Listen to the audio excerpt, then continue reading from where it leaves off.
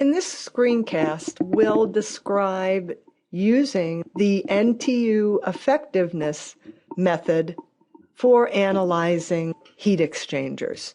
This one is usually used when the outlet temperatures of the fluids are not known, although it can be used in almost any situation. The effectiveness is defined as Q, the heat transfer rate, over Q max, which is the maximum heat transfer rate you can have. So how do we find Q max?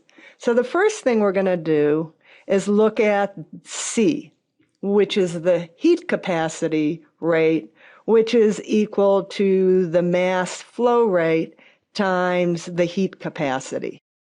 C sub C equals that of the cold fluid, and C sub H is that of the hot fluid. The maximum temperature difference would be equal to the temperature of the hot fluid coming in minus the temperature of the cold fluid coming in. If our Q is going to equal this C times the maximum temperature difference, what C are we going to use? If C sub C is less than C sub H, the cold fluid has the larger delta T.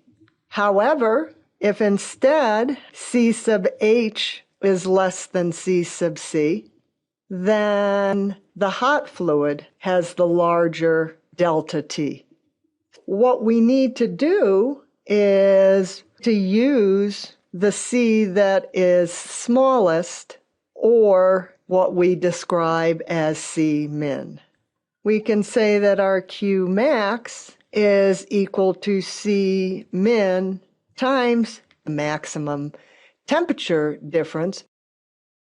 So we can define our effectiveness as C sub H times THI minus THO, there's our Q dot, divided by now our Q max, or we can define it in terms of the cold fluid, again divided by Q max.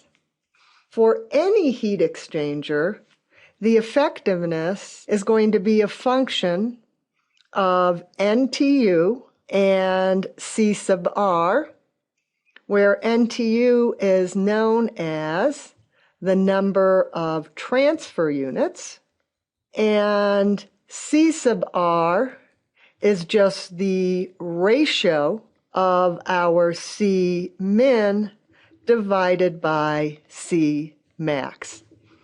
NTU is defined as the overall heat transfer coefficient times the area of the heat transfer divided by C min. So these effectiveness NTU relationships are different for different flow arrangements and can be looked up in appropriate tables.